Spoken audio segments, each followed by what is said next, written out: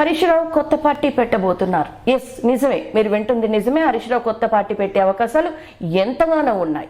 ఎప్పుడు అధికారంలో ఉన్నప్పుడే హరీష్ రావు యొక్క వర్గం బయటకు వచ్చేసి కొత్త పార్టీ పెట్టబోతున్నటువంటి మాటలు అనేటువంటి వార్తలు ఎంతగానో సంచలనాన్ని క్రియేట్ చేశాయి.